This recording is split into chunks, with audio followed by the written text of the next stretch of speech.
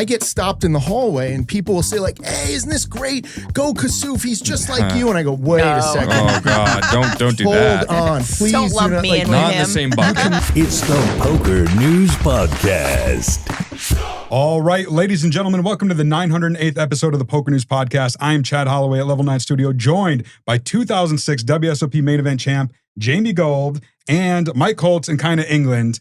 It's going to be a fun show, Jamie. Thank you for taking the time to come in studio with us. Oh man, thank you for having me. It's been a long summer. It sure has. But this will be the highlight of the end of the summer until we see who wins. Right. So I do want to mention we are recording this as the main event happens. So we don't know who won as we're recording this. If you want to know who won, because by the time this comes out, there will be a winner, head on over to PokerNews.com or to the YouTube channel. We're going to have interviews and all that. In fact, we're going to insert an interview with the winner towards the end of this podcast. I just don't know who it's going to be with. Oh. Yeah. It could be the grinder. He's doing pretty good. Seems like likely. Yeah, we'll have to wait and see. Let's talk WSOP though. This is a kind of 2025 WSOP wrap-up show, highlights from the WSOP. Next episode, we'll get into the main event winner more, the player of the year, the last bracelet winners of the series. But up or down, you think the numbers, the attendance numbers are up or down year over year? Jamie, what do you think for the WSOP? Overall, not just one single event. Yeah, overall, it felt like they would be up. I know some of the events that I played where they had 2,000 people last year, they had 8,000 this year. That's true. And so I'd be really surprised if they were not up.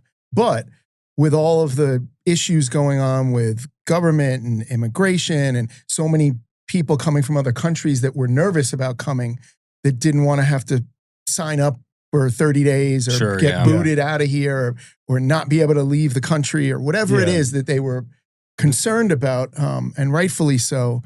I thought the numbers would be way down. We did too. I think we predicted that. And they're not. Kind of, have you had to take a guess, or do you think up or down? Because Mike knows probably from the outline. I know that He read the outlines. The outlines, really. I know that the main event numbers are down, but it seemed like some of the other events were up, but it could also be like changes that were put into place for some of the bigger events.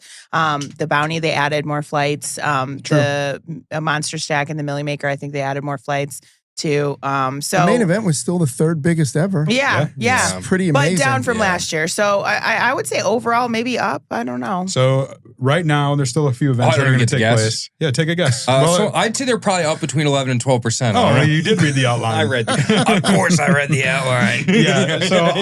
Across the board, up 11 to 12%. Like you said, the main event's down a little bit, but still the third largest ever. So I thought that was interesting. Is that 11 or 12% per flight, or just like overall total buy-ins versus last year? I think on average per event. Oh, some events were down, some were up. I believe that's what it was.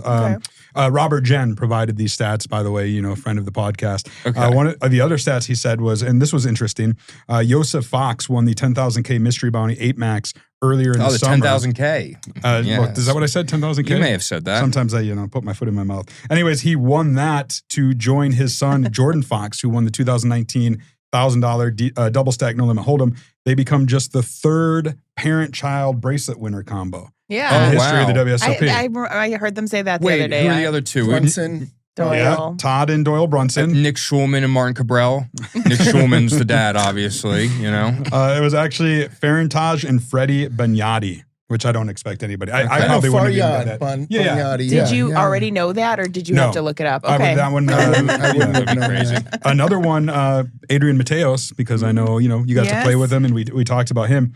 He joined the elite club of best closers, players who are 5 for 5 after reaching heads-up play in a WSOP bracelet event. So he's that's never pretty finished sick. runner-up. Do you know any of the others? There's we're 5 for 5. He's when they get heads up 5 bracelets, they've won every time. I know Jeff Madsen's 4 for 4. Right. There's only 3 others, so I probably don't think anybody would get these. Okay. Go for it if you want to guess. There's no point. Brian Yoon. You want to get Obviously. Daniel Alayi. Duh. And Robert Mizrachi. We knew all those. Yeah. I was going to get those right in a row. There's another interesting one. This was Michael Mizrachi tied Brian Rast for the most $1 million WSOP cashes by winning his 4th PPC championship to go along with his 2010 main event 5th place finish. He then reached the final table in this year's main event to set a new record, his 6-7-figure payout at the WSOP. Amazing. We don't know. Maybe he won it, and it's actually an 8-figure payout. Crazy. Whether he wins it or not, he is just an incredible player and accomplished so much in this summer.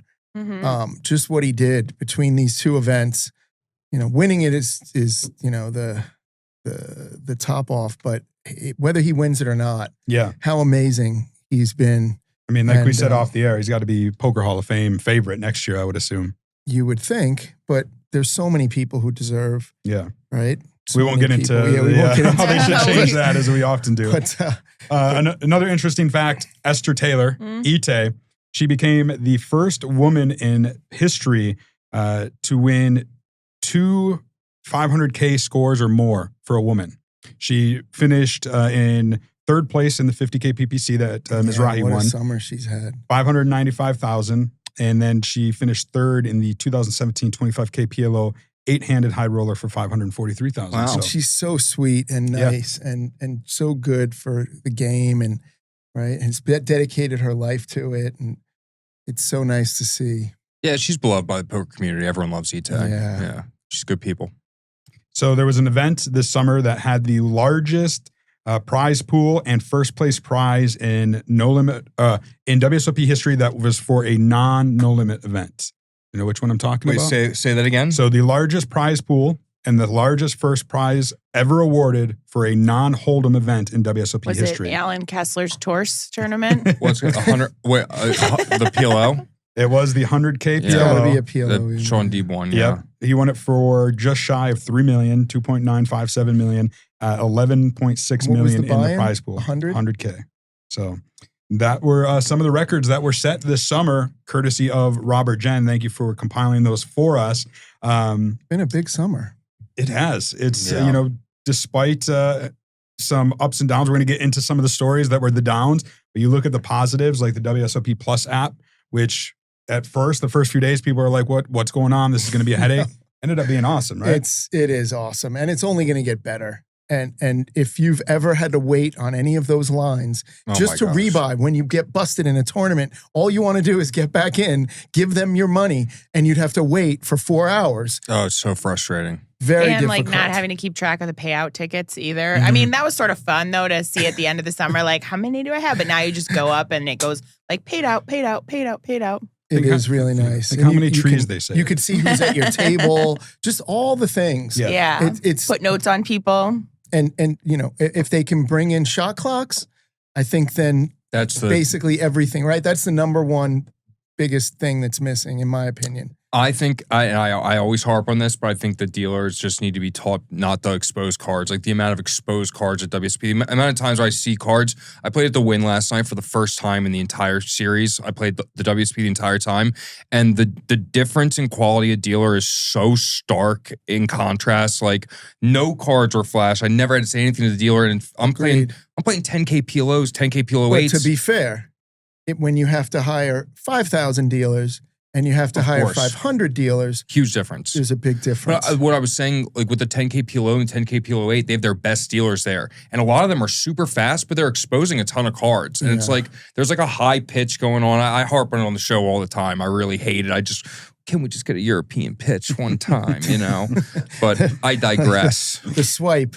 Yeah, the swipe. That's what I'm looking for. Just a little swipe action. I like that. It looks good on TV too. It's swiping. And everyone who does it, like as soon as I've heard a million complaints from dealers, like, oh, we don't want to switch that. The Poker Stars NEPT dealers who switched to it last year, they were all like, oh my God, it's so much easier. It's better. It's better on our wrists, better on everything. So I think it's faster too. So much faster. And it's safer. Great. Yeah. Yeah. Kyna, what's the biggest story of the WSOP, the 2025 WSOP? Like in my opinion? Yeah.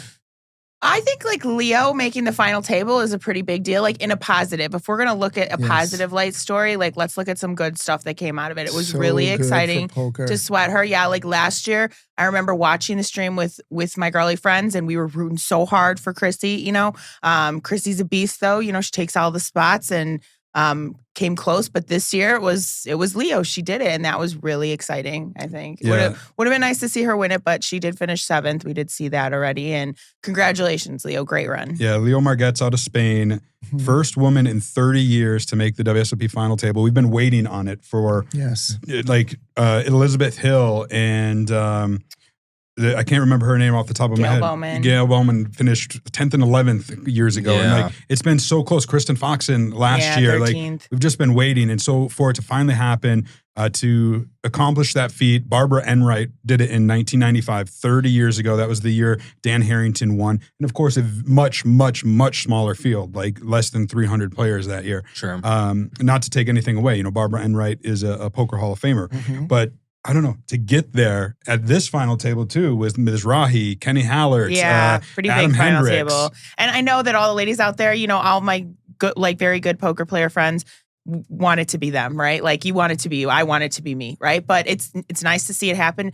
Couldn't happen to a nicer person. Leo's really sweet. She's really humble. She didn't really even make this moment about that. When you see her do all the interviews, she didn't really talk about that or address it. It was more about like how she's feeling, how she's processing it, how excited her friends and family are for her. So it was really really wholesome to see. Yeah. A lot of women came out on social media too, like expressing how excited they were and the congratulations. I don't know, a historic moment. It'll bring more young women into the game. It'll make more people understand that it's not just a men's club and that, there are so many amazing female players that certainly there should be more. I mean, I know a lot of people were betting that there would be at least one that made the final table this year. And if you look at the percentage of how many women were playing, it doesn't necessarily equal 1 out of 10. No, right? it doesn't. And so it's an impressive thing just in that, in general, especially in America, young women are not brought up playing poker as much as young men are, right? Yeah, not even close. Yeah. Not even close to the as many in this, and it's all changing, and it's a beautiful thing. She is a WSOP bracelet winner already from 2021. She defeated Alex Kulev heads up in the 1,500 closer for $376,000. She was the last woman standing in this year's main event on day 6 when the aforementioned Esther Taylor busted out. And it's something she had done before. She was the last woman standing in 2009 when she finished 27th. So as Kyna mentioned, she ended up finishing this year in 7th place. Went out in kind of the same fashion that got her there. I think it was day 7, maybe 8. She won a hand where she ended up hitting a runner flush and propelled her to the final table. Well, she ended up getting it in with ace-10 against Kenny Hallert's pocket 6s. It was a flip. The flop came jack 7-5 with 2 spades. Ace of spades on the turn gave Leo the lead, but Kenny had the 6 of spades and the 9 of spades hit on the river, so he hit that runner flush. She still takes home $1.5 million, and like we said, made poker history in the process, and then hopefully inspires more females to get in the game because that would be awesome. And, kudos to her, represents women in poker, Wynn Max, her sponsor, and her so many so country, well. Right.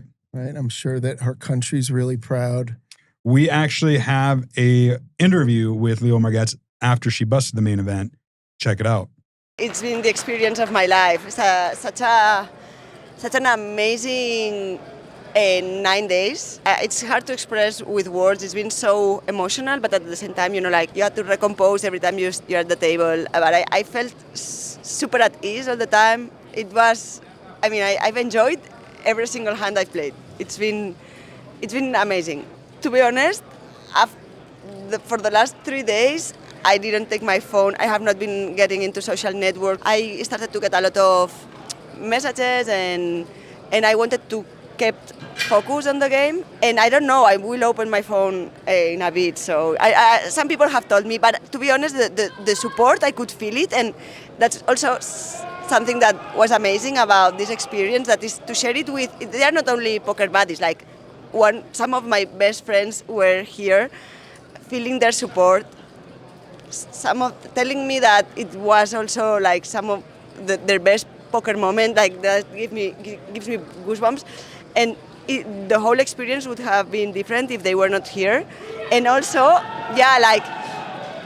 I could sense the vibes of, it's so good when you think, like, not only my friends, but people, wanting the clap in the river. All right, let's talk about one of the biggest stories from the summer in a negative light, and that was the Millionaire Maker alleged chip dumping. Jesse Aganuma, James Carroll ends up getting stripped of the bracelet. We've talked about it on the show before, so let me ask you, Jamie, your thoughts on that whole matter. Do you think it was just the ultimate decision by the WSOP? I mean, I think that when you collude or, call it a form of cheating, they have to do something. Right. They have to do something drastic. I don't know the rules well enough about, what the penalty should be, but there had to be something because you can't ever have something like that happening again. It's not just about the situation. We all can kind of empathize with the situation that they were in, but if you don't stop the overall, basic colluding, then the game, it's a slippery slope. Yeah. And so they had to do something. It was just so unfortunate that how simple it would have been if one of them was just sick that day. Yeah, right. Like and just, didn't show up. my tummy hurts. How I have easy to this go could have all home. been avoided. No, they really screwed up how they did that. I mean, that was crazy. They should have switched up the bet sizings or done something. I mean, they made it as obvious as you could have been. Let's not say that they should have cheated better. I don't think they cheated. In my opinion, I don't think they cheated at all. You can't collude against two people. Can't collude against no one. You have to collude against somebody. This is where we have disagreed on it. I disagree. Like it is. I don't think it was necessarily cheating or collusion, but they did break a rule. Like they knowingly broke rules, and like you said, I agree. There should be a consequence. Feels like collusion to me. Yeah. Yeah, Well, I mean, it's because you're colluding together Against who? for the outcome. No, for the eventual outcome. But you're allowed, like people have made deals heads up in multiple bracelet events, and they're all out. Like multiple people have But made this bracelet one events had deals. to end with the guy winning. Like But they that's played it different, out, right? and Like to see who would actually win fairly. they weren't going to be like, "Oh, I'm going to let you win." There this may have bracelet. been one other time this year where the two people went all in on the first hand. I don't know. That's true. It's it's just the spotlight was on this one in a big major way. It's unfortunate. Like you said, Yeah. we can empathize with the situation Sure. because as you said, like if it was you and me, we probably would have done similar. I would have 100% done. Yeah. I think everyone. I mean, I think most people would. as Right? kind Like, of said, $1 million. like, a rule was broken, and that's why when Caesars gets involved, the Nevada Gaming Commission gets involved, they had to make an example some way. They have to. Now, they did end up getting paid out. They took the money first and second, split it equally amongst them.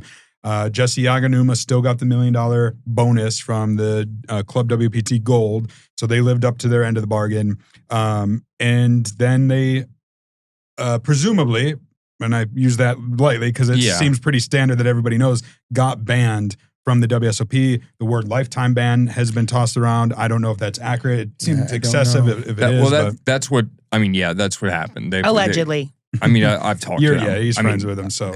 The thing that surprises me is like like William Kassouf gets only like a 4-day ban, but they get lifetime bans. Like, is that worse? He might be banned the whole year. He might be No, I banned think from they like said the rest of the year, and then WSOP they'll Paradise, decide too. what to do after that. Yeah, they said 2025. Well, they could have done that for Jesse Aganuma and them too. You know what I mean? Instead of banning them for life. In my opinion, I feel like Kassouf, because we're going to talk about him in a minute. I will say this: if they are banned for life, it could have been just for optics, and they might be able to appeal it, as we said. I hope that they do. Yeah. There have been people banned for life, and then they appealed and came back. Yeah. And I hope that come next year, maybe the WSOP does revisit or talks with those. No one will ever do that again. Yeah. Because everybody, you would think. I'm doing it if it happens. I'm just going to do it in a way smarter way. Everybody agrees that everyone should Jesse, still do it. Jesse It's $1 and million. James are good guys, though, right? Yeah. So let's talk about Kassouf in a minute. Before we do, let's talk about the Martin Kabrhel situation, right? He was kind of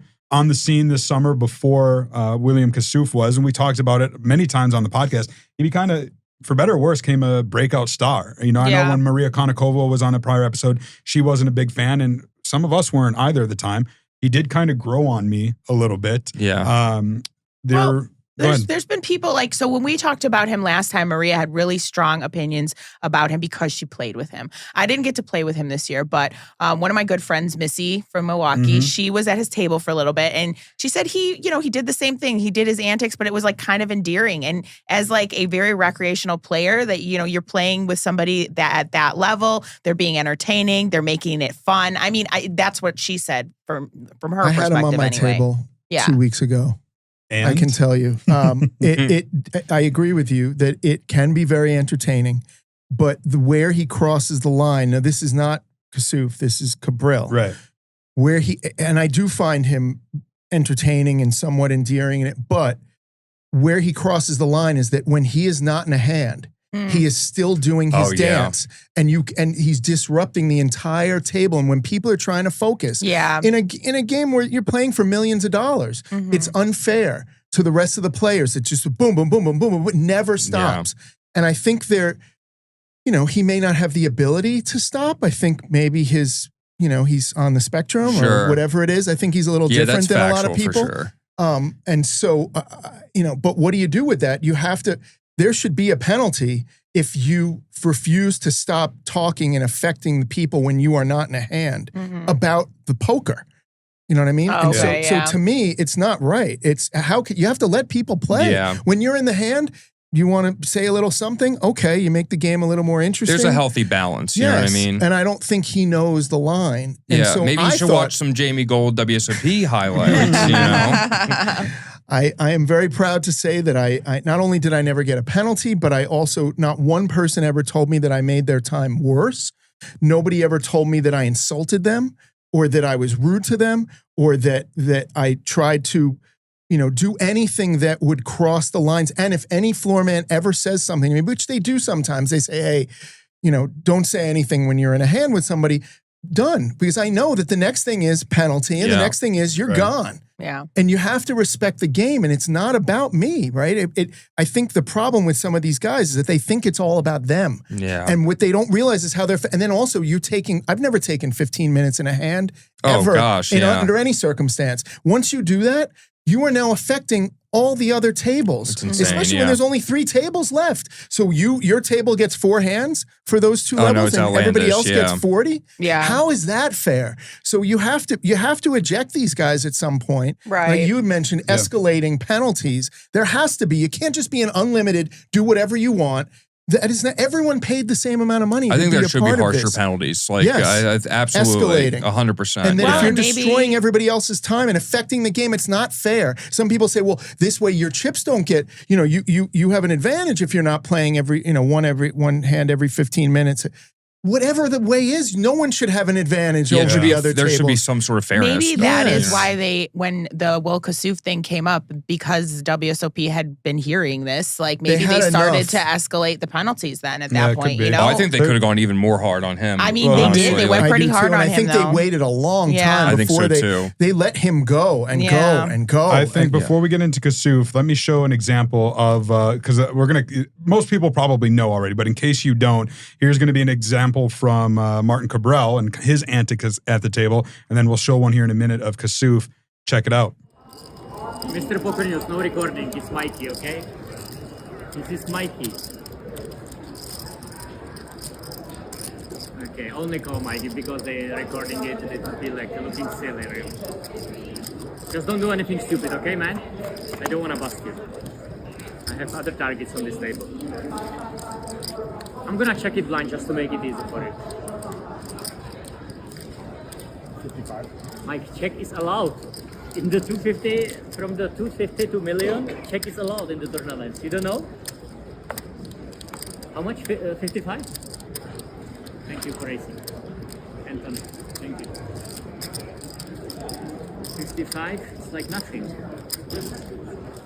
Okay, I give you exact.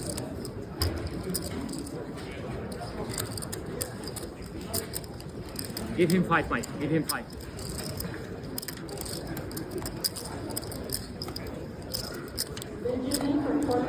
Check blind, Mike. But just don't do anything stupid. I have other targets, I told you. Just go all in or fold, or check. I know you don't have a check button, but like you can do fold. Mark the hands if you don't want to play. Just mark it. So many options. Huh? No. Check is not allowed for you, but like, just mark the hand if you don't want to bet. Please. Very good. Good river, yeah? Now you have to fold everything, I think. Agreed? Because flush draw you would bet. Ace you would bet. Yeah. I think it's time, Mikey. I think it's time. Normally I would go all in, but I like you, I don't go all in, I promise, okay? 2.5 million. 2.5 million. We didn't. We make it. No slip. Oh, I don't have flash, Mike. You do? You have to show Mikey. Ace from the GG, Mike. Good luck next bullet. Mikey, good luck next bullet. Normally I would go all in pre-flop and you call, so same thing. Same thing, yeah? Cooler, complete cooler. I am telling you. Normally I would go all in, but I didn't want to bust it. Right?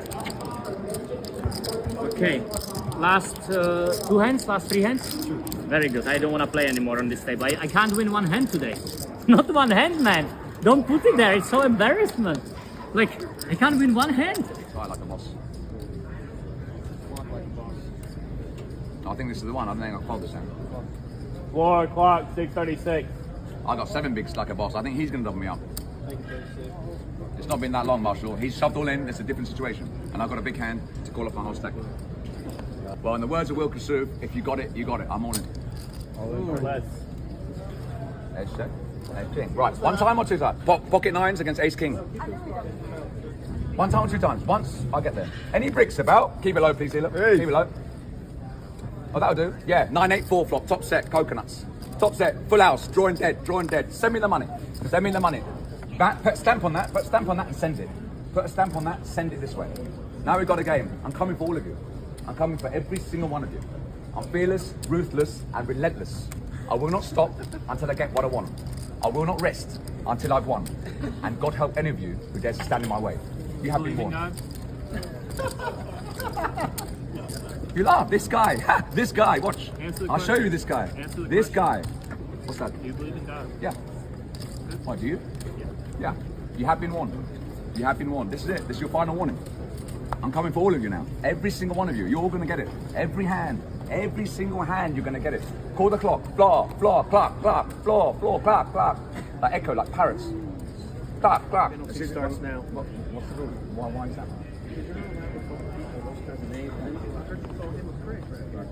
Well, that's how you played. How do you feel if he's talking to everyone on the table? Says, whenever you cross, hang on, let me finish, please. You take everyone on the table. That's hand's dead, right? One has this. I thought on the full round. What? No, surely it should be 1 round, 1 hand penalty or 3 hands. Why is it 1 round instant? Okay. Can you contract that one? No. This is over. This is over. This is over. You're going to get disqualified. I'll explain myself.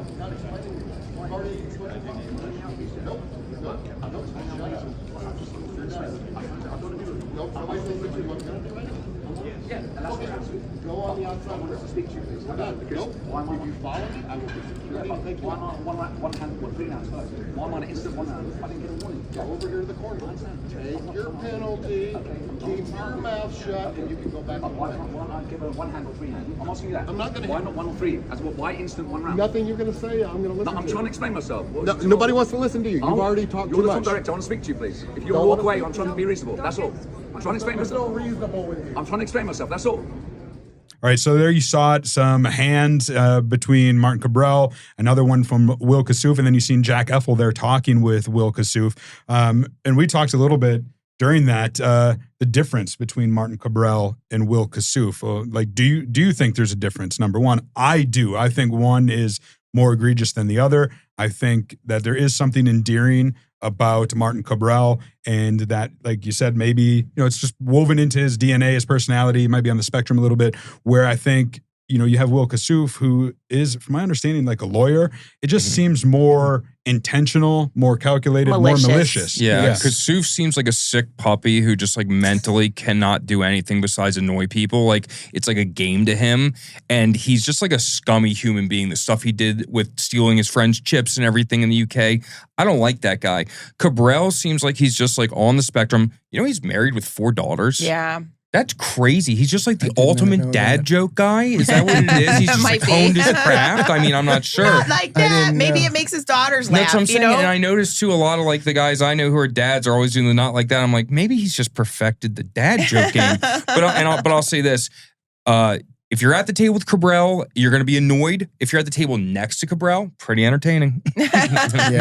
Yeah. I just, when people, are we talking about Will now? Yeah. Okay. Let's hear your thoughts on Will Kassouf. So as you could imagine, you know, I became known for table talk and always cleared it with you know, all the people involved with the tournament directors and what I am and am not allowed You were always to do. clean. You know what I mean? Yes, and also Yeah. and respectful. And if I ever felt like I would be horrified if I ever affected somebody else's game, where if I did something where when I was young, my first World Series of Poker event, I didn't realize when you're 3 ways that you shouldn't say a Sure. word. But I learned, and he knows better. And he's now been doing this for 10 years. And so to me, I get stopped in the hallway and people will say like, "Hey, isn't this great? Go Kassouf, he's just like you." And I go, "Wait a second. Oh God, don't do Hold that. on, please. Don't do lump not, me like, in with Not in him. the same you bucket. cannot compare me. I mean, I understand how people used to think I had a backer, which wasn't true when I won the main event, that I didn't pay somebody, all those misconceptions.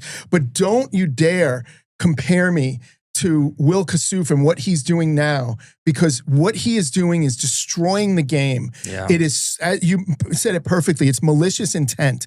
And when you are affecting everyone else's play, when you take 15 minutes in a hand for every hand, when you make it all about you, Yeah. when you can use speech play for fun.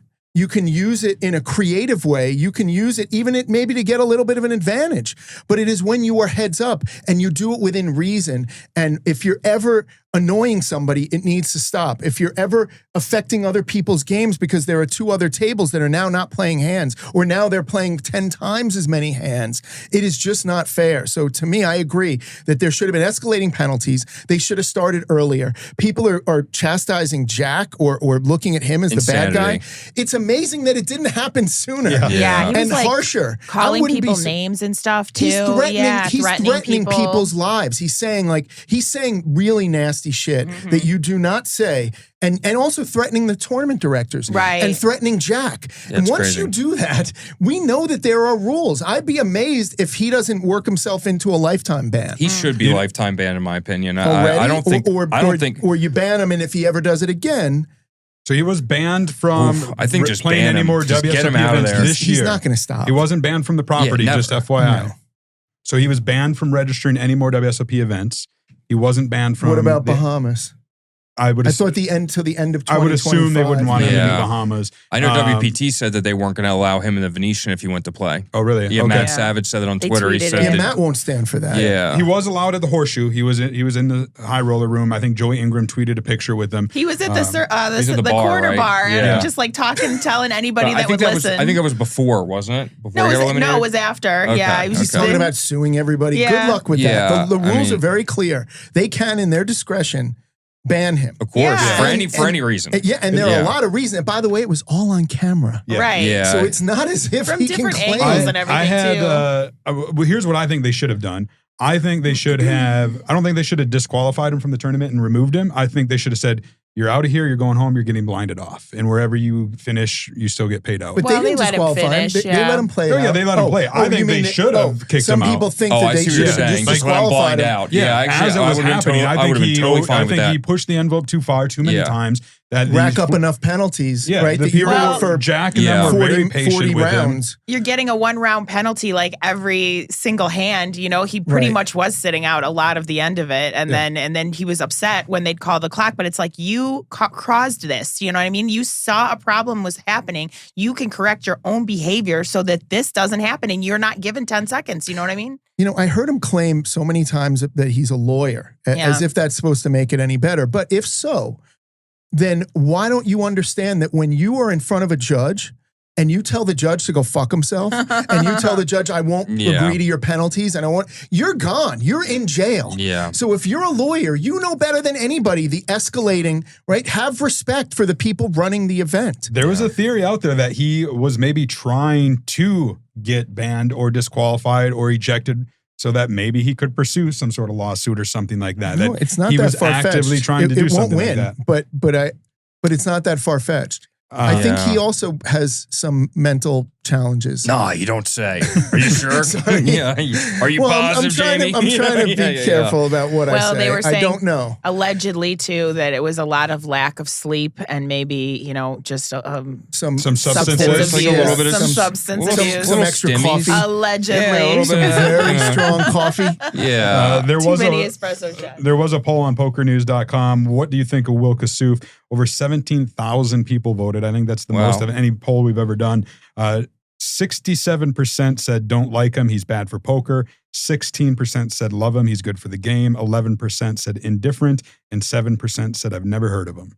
So overwhelming 67% just don't like the guy. And I had one, I'm not going to say who it was, even though he said I could quote him on it. I'm not going to because I think he said in the heat of the moment, but somebody who is very well respected in this industry, one of the top respected people, one of the nicest individuals I've ever gotten the pleasure to work with. When you think of a good guy in poker, this guy's there. He's achieved a lot in poker. Let's just say that. Like he said, this is like Blaz commentary of the lead up. Go he ahead. said, I said the circus is over after Kenny Hallaert busted Kassouf, and we were walking by each other, and he got up, he looked at me, and he said, he is the biggest asshole I have ever met in my 50 years in this industry, and you can quote me on that. I'm not saying who it was, and we're not going to speculate. Okay. But it says coming a lot from him says a lot. because it's not. There are players who you might love him, you might hate him, you might be annoyed by him. This is way past all of that. This is not about.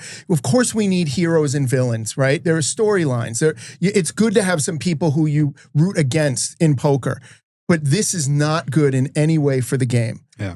Not at all. Maybe the hero, at least, on the stream, Kenny Hallaert busted him. King 5 to 7s. Kassouf went off on him. That was the end of the Kassouf show. I think he finished in 33rd place. Kenny went on to make the final table. He might have won it. I don't know where he finished as we're recording this. Quick stat about Kenny. In 2017, in the main event, 2015 in the main event, he made a deep run. He finished in 123rd. And then in 2016 was when he made the final table, finished in 6th place. And then the year after that, in 2017, 64th. And now he's impressive. back at the final table. Like, Crazy. talk about, owning the main event. I like Kenny too. He's a nice guy. Yeah. So I want to show a quick little funny video. We were just joking around in the PokerNews office. I'm like, can you imagine what it would be like to sit at a table between Will Kassouf and Martin Kabrhel? And that got my editor Adam thinking, and he put together me in the middle. I just want to show. I think it's kind of funny. That's great. Check it out. 280 or 300? Probably not. It was a joke. No discount, bro? Why is nobody smiling? You have the button. This was such a great joke and nobody is smiling. I mean, it's a good flop from my How hand. is this You hit even the flop, I possible? hit the Then flop. you should If we smile. both have it, this is what... All right, so there you have it. Just a little fun video I got a kick out of. Thought I'd share it on the show. Another big story this summer, Mike, as the 2-time WSOP.com Player of the Year. At the beginning of June, I think it was, there was that online tournament that made day 2, event number 7, $250 mystery bounty. It started day 2, technical difficulties, ended up getting canceled. The WSOP released a tweet. Kind of seemed like it got blown over. Like people weren't happy with the resolution at first, but what can you do? Well, I mean, you could do way better than what they did, which was outlandish. I mean, I know people who had 17 starting stacks and 14 starting stacks, and they got $1,600 and $1,530, and that's after they collected multiple bounties. I talked with some people at WSOP.com. They told me that WSOP.com and the Nevada Gaming Commission don't recognize ICM, so they just did it however in their own way. They didn't tell me how they did it, but the way they did it wasn't correct, and no other site on the planet, regulated or unregulated, would have handled it like this. If they wanted to continue being in business, that is. It's a situation where WSOP has a monopoly on the circuit and bracelet events online, so they're going to get a ton of traffic no matter what, and they know that they can get away with doing stuff like this because the poker community as a whole doesn't come together and boycott stuff. And whether that can change or not, it's unfortunate because it allows WSOP.com and anyone else who would be in the regulated market to just do whatever they want. I mean, the resolution that happened was absolutely unfair to all the players, and it was incomplete. And everyone got disconnected from the site for multiple hours, and they didn't do anything for the other tournaments. They only did it for the bracelet. So I'm in a 320 circuit. I get or in 320 satellite, I get my buy-in back, but I got 10 starting stacks. Like that's what 32. happened to the rest of the money too? Like, I mean, is there proof that they paid out all the money that went in? Or it sounds like they kept some of it. And I don't know. I don't think they kept any of it. Well, if you just got your refund from that, like where did the rest of the money go? Well, everybody presumably got refunded, even if you busted. Everyone got refunded. I played the 250. I did not get refunded. You didn't make day 2. I know, but like, what happened to that money then? That money it's all in the prize pool. Got paid out to day. The prize pool all got paid out to people in day 2. So that's what I'm saying. Did the whole prize pool get paid out? Though it didn't sound like it. It just got paid out. The whole prize pool got paid out, but it got paid out in a ridiculous manner because they'd already given away. So some people played, so they were able to collect bounties the whole time. Those bounties all got paid. And then instead of WSOP saying, okay, we're paying them, and then we're also at the same time going to take our own money and refund the prize pool and spread it out, they said, no, those people get the bounties, and then whatever is left, we'll just distribute in the randomest way possible. Okay. And it's atrocious. Like some of the things that I've seen, some of the amount of money that people have gotten, it's like very unacceptable to the point where I think like a class action lawsuit would not be even remotely, like I don't see how it doesn't exist already. Like what happened is so beyond outrageous and so beyond the scope of any other regulated website for poker or unregulated in history. GG would have handled it better. ACR would have handled this better, 10 times better. And I hate ACR. ACR is the scum of the earth, and they would have handled it way better. So for that to happen, it's very disappointing in a regulated market where you want to feel protected as a customer, right? You don't want to be, I haven't played the last 6 or 7 bracelet events online. Think about that. I don't play the bracelet events online now. I just don't. I don't even want. Like, I'm just like so annoyed about the situation. It's like, what am I going to do? Play just so they crash it and then take all my money again? It's like I just don't feel like dealing with that. So it's unfortunate. Well, let's hope that they learn some lessons from it moving forward. And look, we all know that GG doesn't run the online operations for WSOP in the United States. They want to, but right now it's the antiquated kind of 888 poker software, and it's better than it used to be, but it's still a far cry from ideal. So, and he raises with pocket jacks from the button. Pocket jacks don't bother me anymore. I play with a 48-card deck. I probably shouldn't have called that. And I probably shouldn't have married someone I met at a Jiffy Lube. Oh, let's go! Yes! Hey, great hand, buddy. Well, where do you keep the good snacks? It's not just about playing, it's about winning and proving you've got what it takes. Download now and join the action. Let's at least talk one more positive story from this year's WSOP. In terms of big stories, there's a lot of great positives from the WSOP this year, don't get me wrong. One of them was Benny Glaser. Glaser. How am I? Sorry, Benny. Have you ever heard Benny Glaser? I don't know. Like, I don't know. It's just one of those that I can't get. I'm sorry. Yeah. Don't apologize. We have Benny's a proud fine. history of butchering names. Yeah, we do that. We do that shit. That's what we do. This one should be simple. But he started off so I actually, if you remember, at the beginning of the series, I was gone. I was doing my surviving real foot. So I was out in the woods literally for 8 days, no internet. I get back, fire up my phone, and I see that Benny had won 2 bracelets already. Insanity, yeah. He won, let's see, I'm going to pull it up here. The first one on May 31st, event number 8, $1,500 dealer's choice for $150K. And then 4 days later, event 15, $1,500 mixed PLO and Big O, Omaha 8, 1,239 runners for $258,000. And then as if it couldn't get any better. What's the record of somebody winning bracelets in one? 3. 3, yeah. And then we all thought maybe he'd break it because he won his 3rd one. So early, yeah. Early. It was on, let's see. He could still win another one. Technically, possibly, yeah. June 20th. What a feat. 2,500 mixed triple draw low ball for $208,000. So yeah, so Scott Seaver did it last year, right? And he won Player of the Year, and it was the talk of the town. Before that, George Danzer did it in 2014, but one of them was at WSOP Asia Pacific. So 2 in Vegas, 1 at Asia Pacific. 2009, Jeff Lissandro had done it. I remember that. It was such a huge feat, and I think they were all in stud events. Before that, I think it was 2002, Phil Ivey did it, if I remember correct. And then 1993, both Ted Forrest and Phil Hellmuth did it. And then I think it was Puggy Pearson did it in 1970 something. Wow, what a terrible memory you have, Chad. I know. So like it's super rare. And so to have it done in back-to-back years is pretty incredible. And of course, there's more bracelet events now than ever, but even still to win 3 and then likely not going to win Player of the Year, which is kind of really interesting. I mean, it brings an interesting discussion where it's like you won 3 bracelets and you're not going to win Player of the Year, but then Sean Deeb has 1 bracelet, 3 runners up. It's like what counts more? Mizrachi has a chance to win PPC and the main event. Those both, how does he he's know? He's not going to be, and he can't win, right? He like literally cannot win. He would have to multi-table one of these last couple of events or something. Yeah, which, I mean, it's not, you know. It might, as we're recording this, Sean Deeb right now has about looks like a 200-point lead or so over Benny. There are still some events, and we're really going to get into it next episode because we'll know a winner for sure. But yeah, it's opened up a conversation about like what deserves to have Player of the Year. But look, these are the criteria. These are the rules, as we say. And Sean Deeb is looking to become a 2-time WSOP Player of the Year. So we'll have to wait and see on that one. I do want to show, like I said, we don't know who won the main event as we're recording this, but by the time this episode comes out, there will be a winner. You can go to PokerNews.com, read the article, see the recap. You can watch the replay on Poker Go. We also are going to do a winner's interview. So I'm going to insert that right now. Here is the winner's interview with the 2025 World Series of Poker main event champ.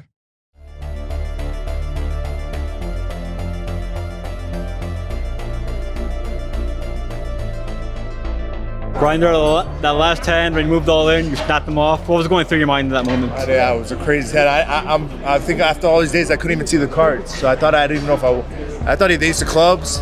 Then I thought he was drawn dead. And then I saw then they said, no, there's 2 pair. I didn't even realize it. I thought he was drawn dead. I thought maybe just had a 9. I was just blacked out at that point. I knew I was winning because I didn't see, I wasn't sure. I knew he didn't have 2 clubs in his hand, so I know it was ahead. So what does it mean to you to have that bracelet around your wrist? I feel like that was cement. I cemented everything. That's all I wanted was the main event. I did what I had to do in the poker world. I achieved the Hall of Fame. I'm never going to retire, so don't worry about that. I'll be back next year for a lot more.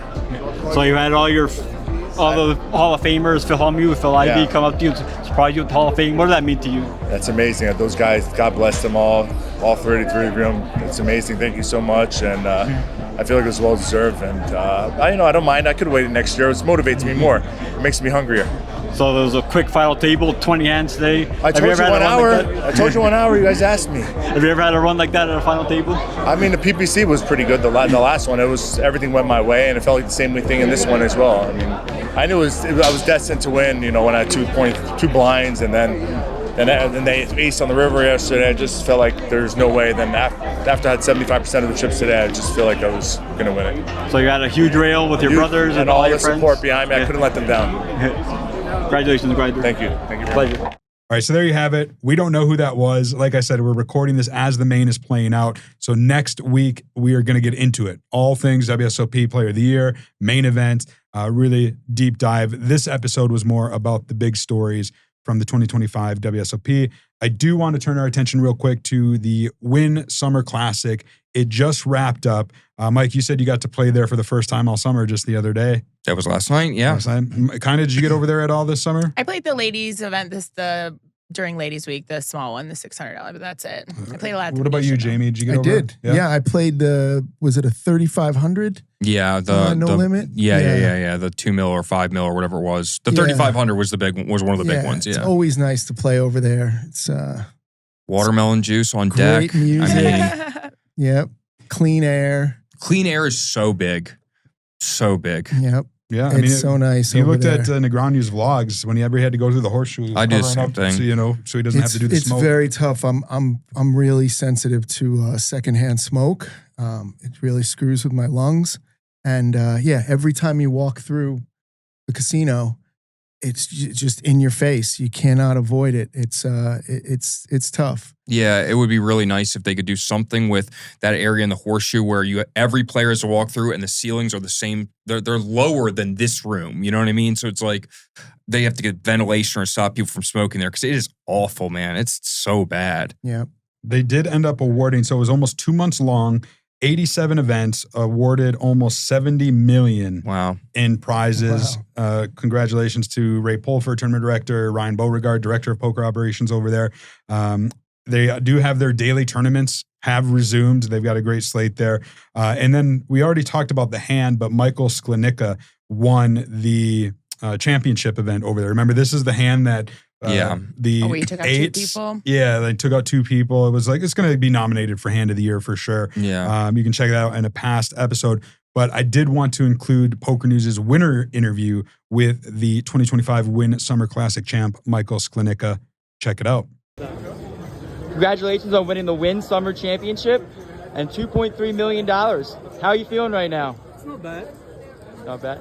I know you mentioned earlier, you're saying that you knew this was going to happen. How did you know this was going to happen? I knew. Like 2 days ago, I couldn't sleep because it was like 80 left at the start of the day, and I just couldn't sleep because I was so excited to get the job done. I knew I'm gonna win. I told everyone I'm winning this.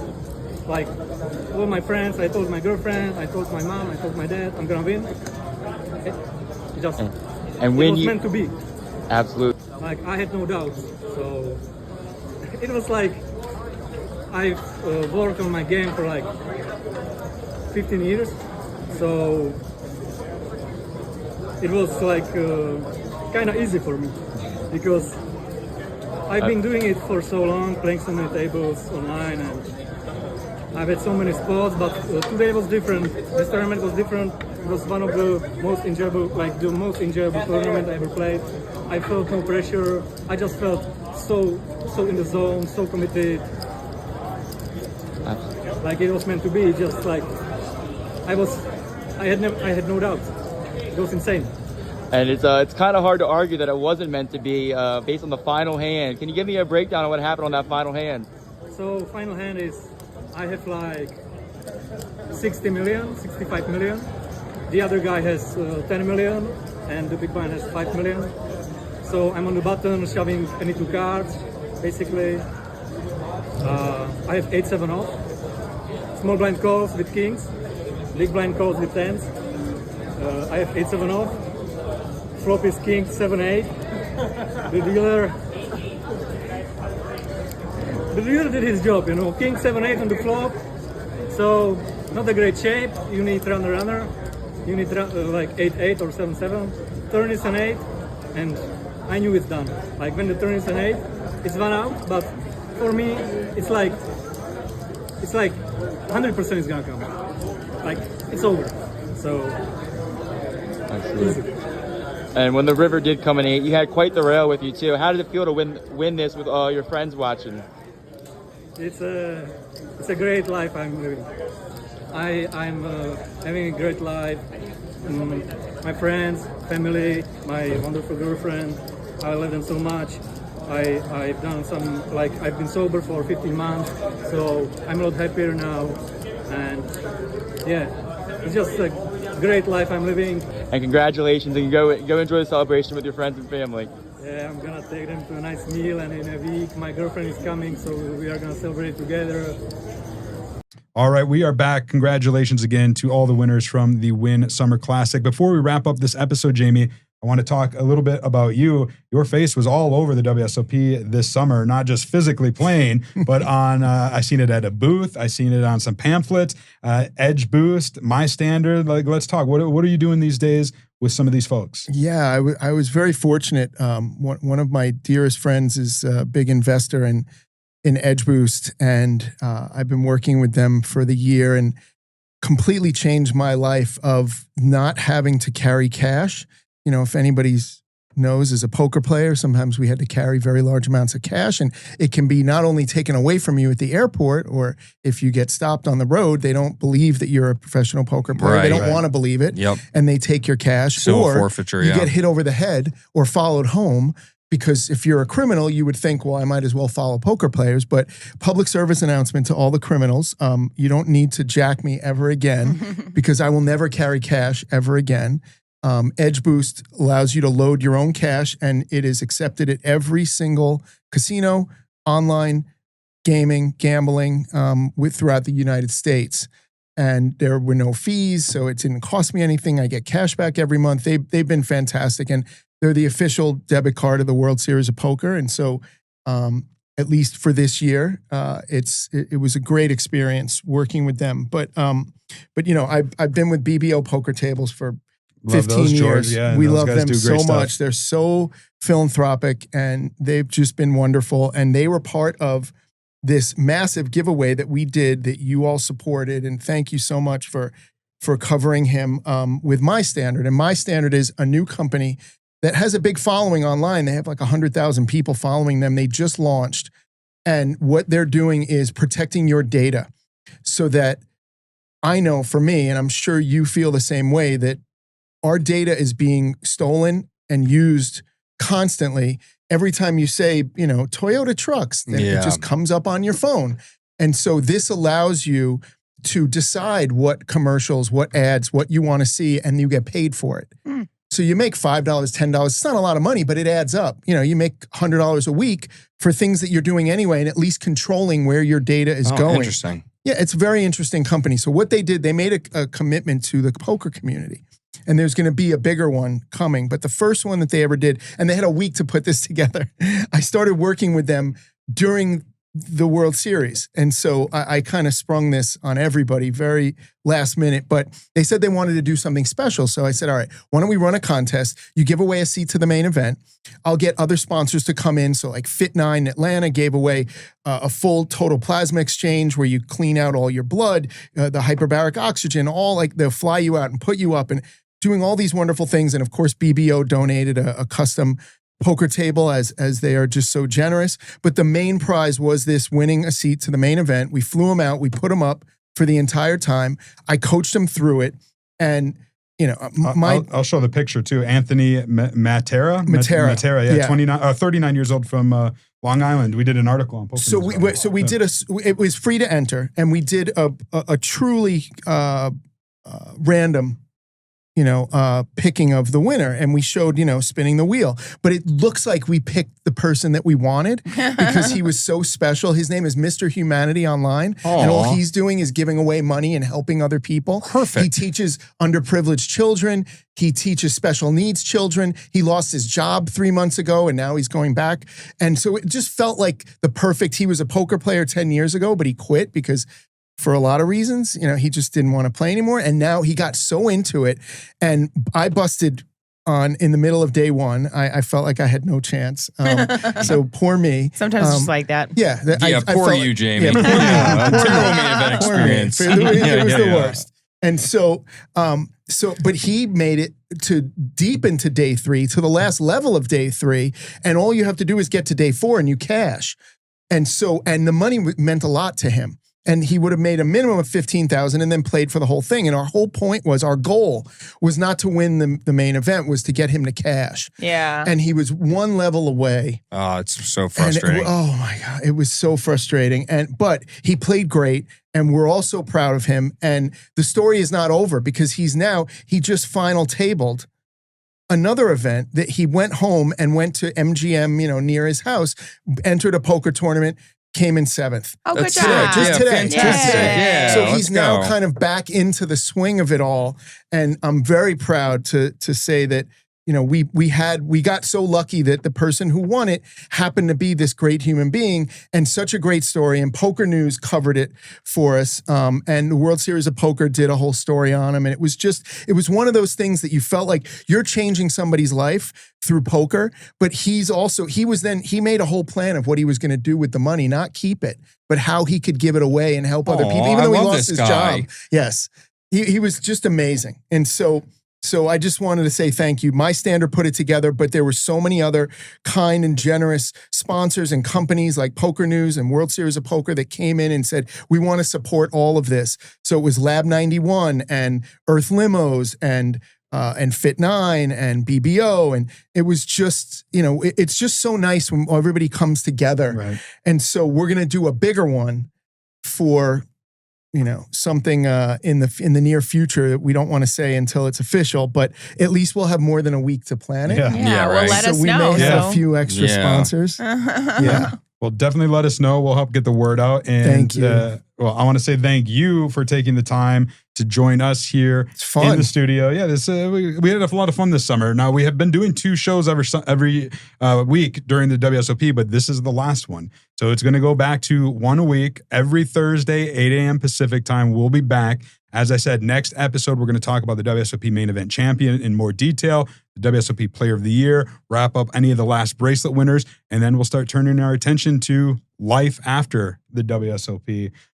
What happens now? What are we supposed to do when we can't play 24/7? I am Chad Holloway, Kyna England, Mike Holtz, and 2006 World Series of Poker Main Event champ Jamie Gold. We'll be back next week, and until then, we'll keep a seat open for you.